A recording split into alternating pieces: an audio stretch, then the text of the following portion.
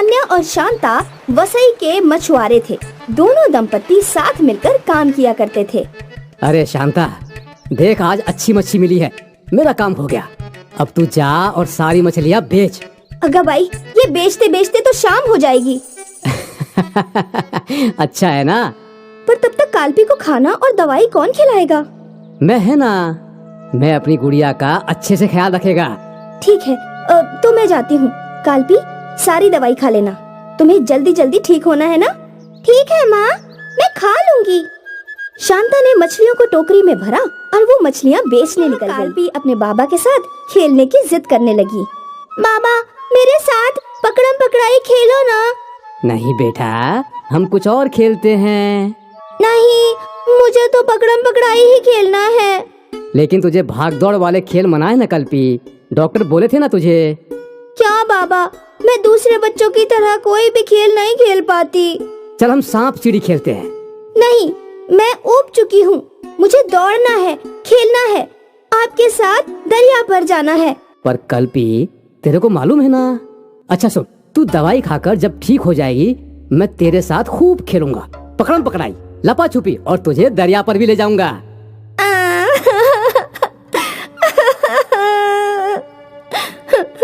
काय झाला, तू रो क्यों रही है? मैं कभी ठीक नहीं होंगी ना। ऐसा कौन बोला? मैंने सुना था, डॉक्टर बोले थे कि मेरे दिल में जो छेद है उसका कोई इलाज नहीं है। ऐसा नहीं है रे पोरी, तू जरूर ठीक होगी। अच्छा छोड़, तुझे दरिया देखना था ना? हाँ। आज हम सिर्फ दरिया देखेंगे, अगली बार तुझे पक्का दरिया की सैर करने ले जाऊंगा। चले? आज वो दरिया देखने जाने वाली थी। ये सोचकर ही काल्पी खुश हो गई। बाप बेटी दरिया देखने निकल गए। बाबा, ये दरिया कहाँ खत्म होता है? मुझे भी नहीं मालूम। क्या बाबा, तुम रोज दरिया में जाते हो, कभी दरिया के पार नहीं गए?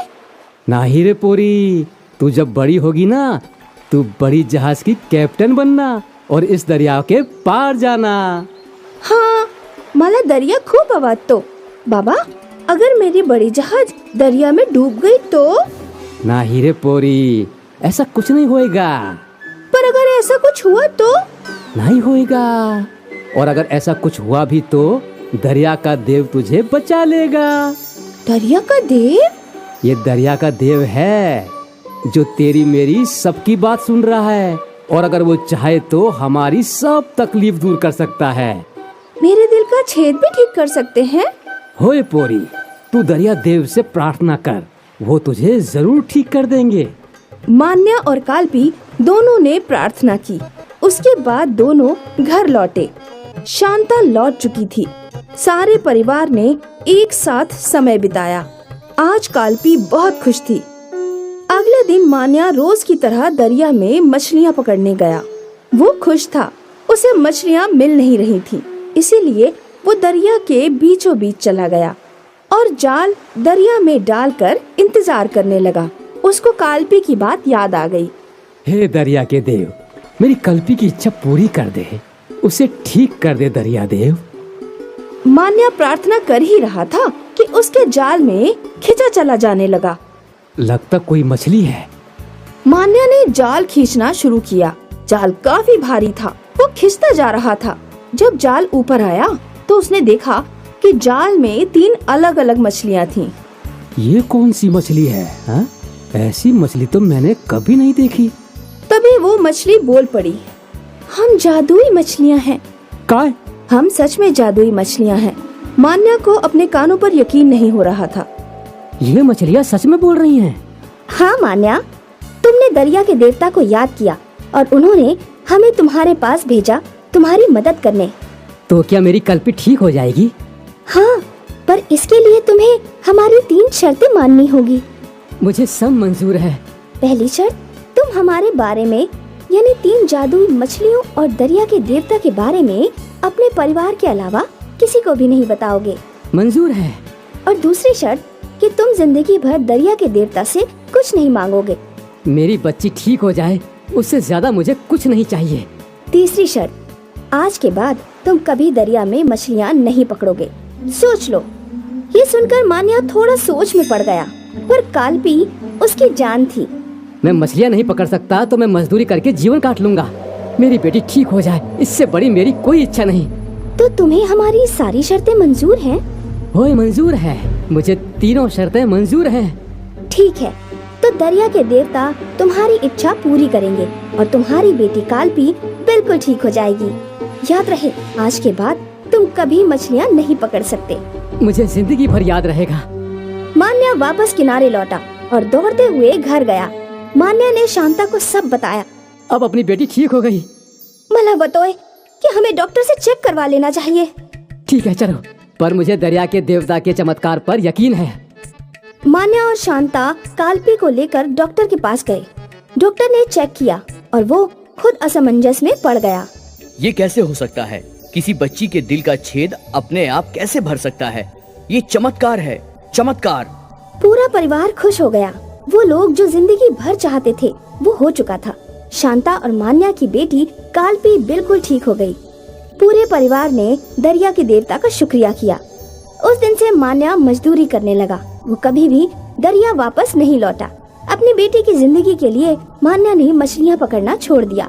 शायद वो अब भी दरिया को याद करता होगा, पर वो खुश था कि अब उसकी बेटी कालपी बाकी बच्चों की तरह खेल कूद सकती थी और उसकी बेटी की जिंदगी आबाद थी। एक कस्बे में 3 चचेरी बहनें रहती थीं।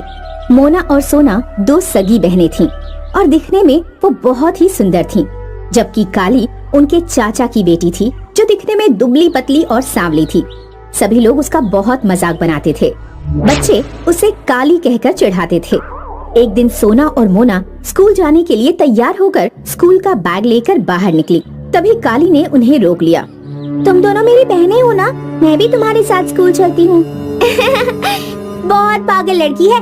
तू जानती भी है कि तू देखने में कितनी बेकार है और हम इतने सुंदर बच्चे, क्या तुझे अपने साथ स्कूल लेकर जाएंगे?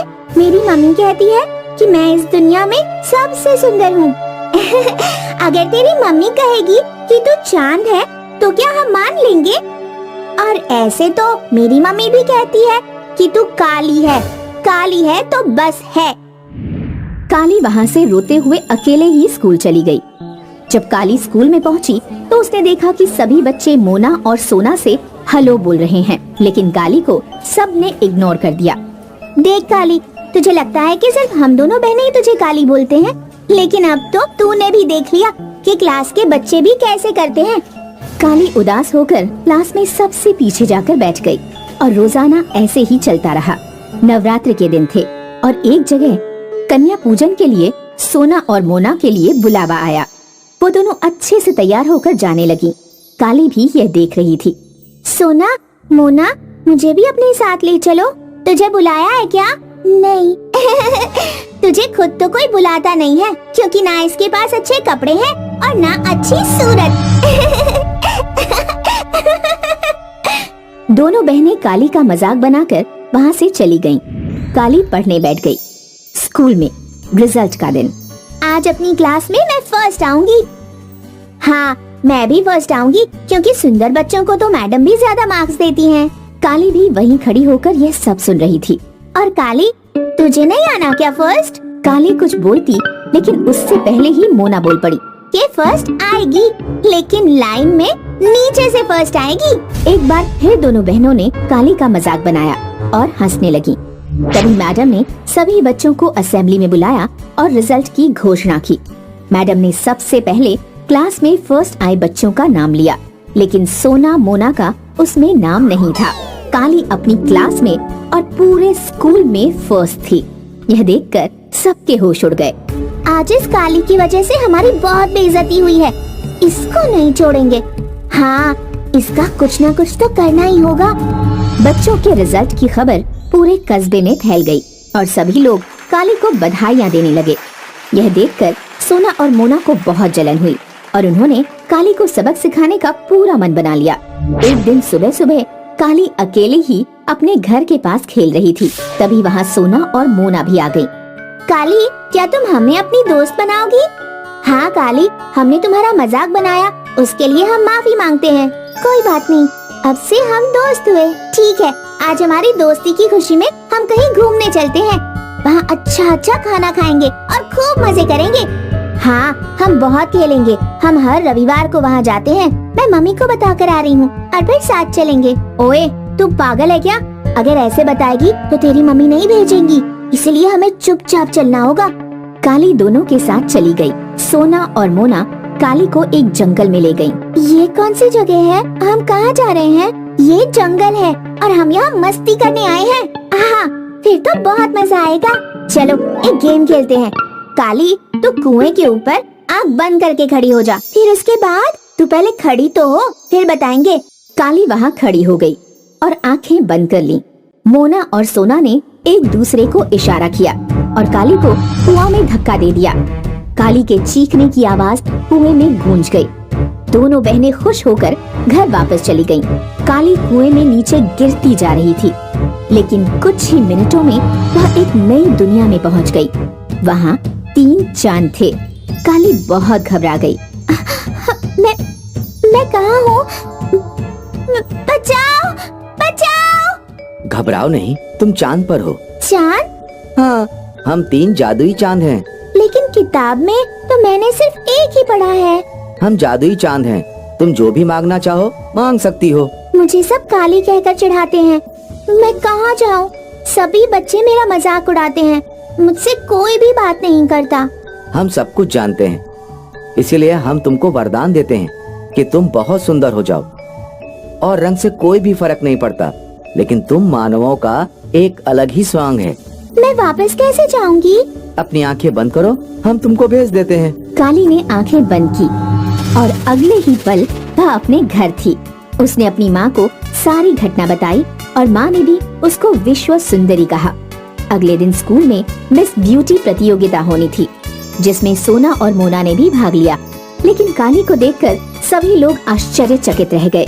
चांद की शक्तियों के कारण सोना और मोना काली हो चुकी थीं, जबकि मैडम ने काली को अब कोमल का नाम दिया। कोमल मिस ब्यूटी बन गई। हमें माफ कर दो कोमल, हमें माफ कर दो कोमल। कभी नहीं, क्योंकि मैंने तुम्हें एक बार माफ किया तो तुमने मुझे कुएं में धकेला। ना जाने इस बार भी क्या करना चाहती हो। दोस्तों, एक बार विश्वास टूटने के बाद उसे दोबारा नहीं पाया जा सकता है, इसीलिए विश्वास को ना टूटने दें।